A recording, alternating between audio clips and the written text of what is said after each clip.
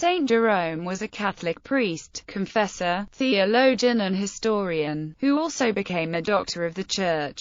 He was the son of Eusebius, born at Stridon, a village near Ramona on the border of Dalmatia and Pannonia, then part of northeastern Italy. He is best known for his translation of most of the Bible into Latin, and his commentaries on the Gospels. His list of writings is extensive. The protege of Pope Damasus I, who died in December of 384, Jerome was known for his teachings on Christian moral life, especially to those living in cosmopolitan centers such as Rome. In many cases, he focused his attention to the lives of women and identified how a woman devoted to Jesus Christ should live her life. This focus stemmed from his close patron relationships with several prominent female ascetics who were members of affluent senatorial families. He is recognized as a saint by the Roman Catholic Church, the Eastern Orthodox Church, the Lutheran Church, and the Church of England. His feast day is the 30th of September. Life.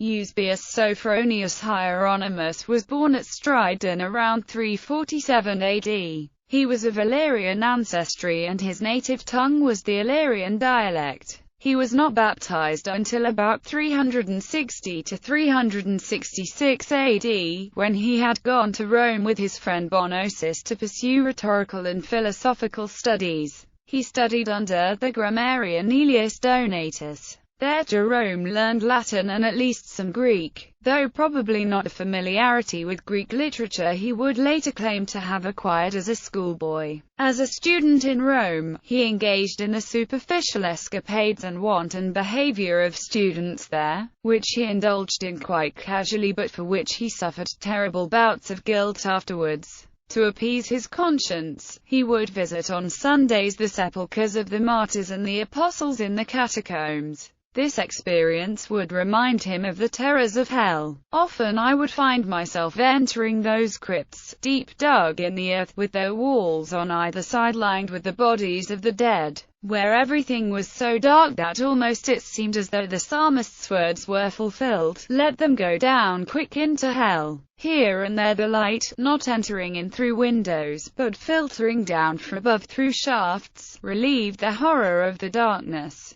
But again, as soon as you found yourself cautiously moving forward, the black night closed around and there came to my mind the line of Virgil, "Horror ubique animos, simul ipsa silentia terrent." Jerome used a quote from Virgil, "On all sides round horror spread wide, the very silence breathed a terror on my soul," to describe the horror of hell. Jerome initially used classical authors to describe Christian concepts such as hell that indicated both his classical education and his deep shame of their associated practices, such as pederasty, which was found in Rome. Although initially skeptical of Christianity, he was eventually converted. After several years in Rome, he traveled with Bonosus to Gaul and settled in Trier, where he seems to have first taken up theological studies, and where he copied, for his friend Tyrannius Rufinus, Hilary of Poitiers' commentary on the Psalms and the treatise De Synodis. Next came a stay of at least several months, or possibly years, with Rufinus at Aquileia, where he made many Christian friends. Some of these accompanied him when he set out about 373 on a journey through Thrace and Asia Minor into northern Syria. At Antioch, where he stayed the longest, 2 of his companions died and he himself was seriously ill more than once. During one of these illnesses, he had a vision that led him to lay aside his secular studies and devote himself to God. He seems to have abstained for a considerable time from the study of the classics and to have plunged deeply into that of the Bible, under the impulse of Apollinaris of Laodicea, then teaching in Antioch and not yet suspected of heresy. Seized with a desire for a life of ascetic penance, he went for a time to the desert of Chalcis, to the southeast of Antioch, known as the Syrian Thebaid, from the number of hermits inhabiting it. During this period, he seems to have found time for studying and writing. He made his first attempt to learn Hebrew under the guidance of a converted Jew, and he seems to have been in correspondence with Jewish Christians. in Antioch. Around this time he had copied for him a Hebrew Gospel, of which fragments are preserved in his notes, and is known today as the Gospel of the Hebrews, and which the Nazarenes considered to be the true Gospel of Matthew. Jerome translated parts of this Hebrew Gospel into Greek. Returning to Antioch in 378 or 379, he was ordained by Bishop Paulinus, apparently unwillingly and on condition that he continue his ascetic life. Soon afterward, he went to Constantinople to pursue a study of scripture under Gregory Nazianzen. He seems to have spent 2 years there, then left, and the next 3 he was in Rome again, as secretary to Pope Damasus I and the leading Roman Christians. Invited originally for the Synod of 382, held to end the schism of Antioch as there were rival claimants to be the proper patriarch in Antioch.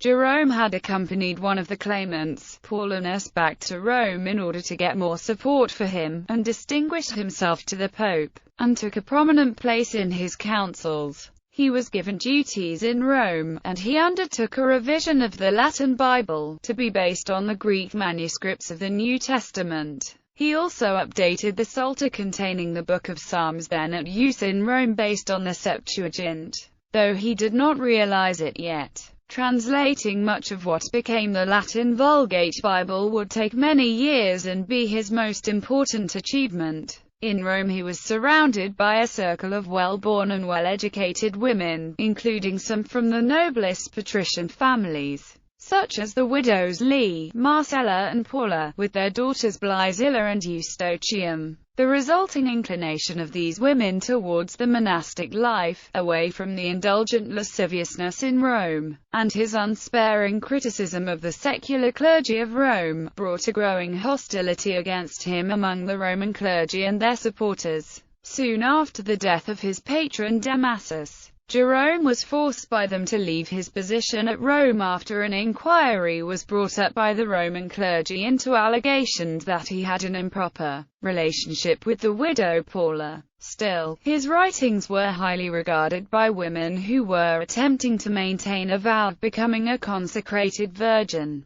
His letters were widely read and distributed throughout the Christian Empire, and it is clear through his writing that he knew these virgin women were not his only audience. Additionally, his condemnation of Blyzilla's hedonistic lifestyle in Rome had led her to adopt ascetic practices, but it affected her health and worsened her physical weakness to the point that she died just 4 months after starting to follow his instructions. Much of the Roman populace were outraged at Jerome for causing the premature death of such a lively young woman, and his insistence to Paula that Blyzilla should not be mourned, and complaints that her grief was excessive, were seen as heartless, polarizing Roman opinion against him. In August 385, he left Rome for good and returned to Antioch, accompanied by his brother Paulinian and several friends, and followed a little later by Paula and Eustochium, who had resolved to end their days in the Holy Land. In the winter of 385, Jerome acted as their spiritual advisor. The pilgrims, joined by Bishop Paulinus of Antioch, visited Jerusalem, Bethlehem, and the holy places of Galilee, and then went to Egypt, the home of the great heroes of the ascetic life. At the catechetical school of Alexandria, Jerome listened to the catechist Didymus the blind expounding the prophet Hosea and telling his reminiscences of Antony the Great, who had died 30 years before. He spent some time in Nitria, admiring the disciplined community life of the numerous inhabitants of that city of the Lord, but detecting even there concealed serpents, i.e., the influence of Origen of Alexandria. Late in the summer of 388 he was back in Palestine, and spent the remainder of his life in a hermit cell near Bethlehem, surrounded by a few friends, both men and women, to whom he acted as priestly guide and teacher, amply provided by Paula with the means of livelihood and of increasing his collection of books. He led a life of incessant activity in literary production. To these last 34 years of his career belong the most important of his works, his version of the Old Testament from the original Hebrew text. the best of his scriptural commentaries, his catalogue of Christian authors, and the dialogue against the Pelagians, the literary perfection of which even an opponent recognized. To this period also belong most of his polemics, which distinguish him among the Orthodox Fathers, including the treatises against the Origenism later declared anathema, of Bishop John II of Jerusalem and his early friend Rufinus. Later, as a result of his writings against Pelagianism, a body of excited partisans broke into the monastic buildings, set them on fire, attacked the inmates and killed a deacon, forcing Jerome to seek safety in a neighboring fortress. It is recorded that Jerome died near Bethlehem on the 30th of September 420. The date of his death is given by the Chronicon of Prosper of Aquitaine. His remains, originally buried at Bethlehem, are said to have been later transferred to the Basilica of Santa Maria Maggiore in Rome, though other places in the West claim some relics, the cathedral at Nepi boasting possession of his head which, according to another tradition, is in the Escorial. Translations and commentaries. Jerome was a scholar at a time when that statement implied a fluency in Greek. He knew some Hebrew when he started his translation project, but moved to Jerusalem to strengthen his grip on Jewish scripture commentary. A wealthy Roman aristocrat, Paula, funded his stay in a monastery in Bethlehem and he completed his translation there. He began in 382 by correcting the existing Latin language version of the New Testament, commonly referred to as the Vetus Latina. By 390 he turned to translating the Hebrew Bible from the original Hebrew, having previously translated portions from the Septuagint which came from Alexandria. He believed that the mainstream rabbinical Judaism had rejected the Septuagint as valid Jewish scriptural texts because of what were ascertained as mistranslations along with its Hellenistic heretical elements. He completed this work by 405. Prior to Jerome's Vulgate, all Latin translations of the Old Testament were based on the Septuagint, not the Hebrew. Jerome's decision to use a Hebrew text instead of the previous translated Septuagint went against the advice of most other Christians, including Augustine, who thought the Septuagint inspired. Modern scholarship, however, has cast doubts on the actual quality of Jerome's Hebrew knowledge. Many modern scholars believe that the Greek hexapla is the main source for Jerome's Iuxta Hebreos translation of the Old Testament. For the next 15 years, until he died, Jerome produced a number of commentaries on Scripture, often explaining his translation choices in using the original Hebrew rather than suspect translations. His patristic commentaries align closely with Jewish tradition, and he indulges in allegorical and mystical subtleties after the manner of Philo and the Alexandrian school. Unlike his contemporaries, he emphasizes the difference between the Hebrew Bible, Apocrypha, and the Hebraica Veritas of the proto-canonical books. In his Vulgate's prologues,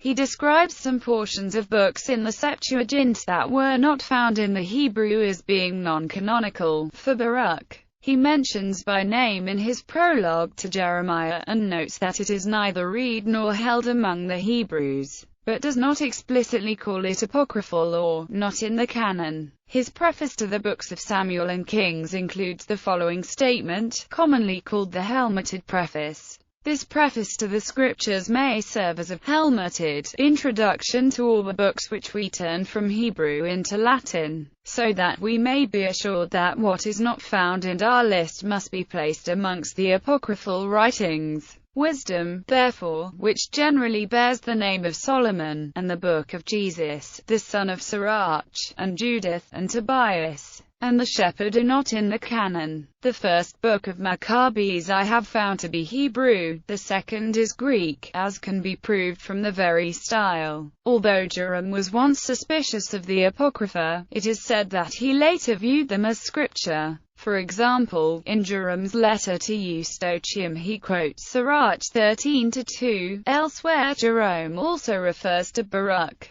the story of Susanna and wisdom as scripture. Jerome's commentaries fall into three groups. His translations or recastings of Greek predecessors, including 14 homilies on the Book of Jeremiah and the same number on the Book of Ezekiel by Origen, 2 homilies of Origen of Alexandria on the Song of Solomon, and 39 on the Gospel of Luke. The 9 homilies of Origen on the Book of Isaiah included among his works were not done by him. Here should be mentioned, as an important contribution to the topography of Palestine, his book De Situ Nominibus Locorum Hebraeorum, a translation with additions and some regrettable omissions of the onomasticon of Eusebius. To the same period belongs the Liber Interpretationis Nominum Hebraeorum, based on a work supposed to go back to Philo and expanded by Origen. Original commentaries on the Old Testament. To the period before his settlement at Bethlehem and the following 5 years belong a series of short Old Testament studies. De Seraphim, De Voce Osana, De Tribus Quaestionibus Veterus Legis, Quaestionis Hebraicae in Genesum, Commentarius in Ecclesiaston, Tractatus Septem in Psalmos 10-16, Explanationis in Micaim, Sophonium, Nahum, Habakkuk, Aggeum. After 395 he composed a series of longer commentaries, though in rather a desultory fashion. First on Jonah and Obadiah, then on Isaiah, on Zechariah, Malachi, Hosea, Joel, Amos, on the Book of Daniel, on Ezekiel, and on Jeremiah. New Testament commentaries. These include only Philemon, Galatians, Ephesians, and Titus, Matthew, Mark, selected passages in Luke, Revelation, and the prologue to the Gospel of John. Historical and hagiographic writings. Jerome is also known as a historian. One of his earliest historical works was his Chronicle, composed California, 380 in Constantinople. This is a translation into Latin of the chronological tables which compose the second part of the Chronicon of Eusebius, with a supplement covering the period from 325 to 379. Despite numerous errors taken over from Eusebius, and some of his own, Jerome produced a valuable work, if only for the impulse which it gave to such later chroniclers as Prosper, Cassiodorus, and Victor of Ternuna to continue his annals. Of considerable importance as well is the De Viris Illustribus, which was written at Bethlehem in 392, the title and arrangement of which are borrowed from Suetonius. It contains short biographical and literary notes on 135 Christian authors, from St. Peter down to Jerome himself. For the first 78 authors Eusebius is the main source. In the second section, beginning with Arnobius and Lactantius, he includes a good deal of independent information, especially as to Western writers. 4 works of a hagiographic nature are: the Vita Pauli Monarchy, written during his first sojourn at Antioch, the legendary material of which is derived from Egyptian monastic tradition; the Vitae Patrum, a biography of St. Paul of Thebes; the Vita Malchi Monarchy Captivi, probably based on an earlier work, although it purports to be derived from the oral communications of the aged ascetic Malchus originally made to him in the desert of Chalcis; the Vita Hilarionis, of the same date, containing more trustworthy historical matter than the other 2, and based partly on the biography of Epiphanius and partly on oral tradition. The so-called Martyrologium Hieronymianum is spurious. It was apparently composed by a Western monk toward the end of the 6th or beginning of the 7th century, with reference to an expression of Jerome's in the opening chapter of the Vita Malchi, where he speaks of intending to write a history of the saints and martyrs from the apostolic times.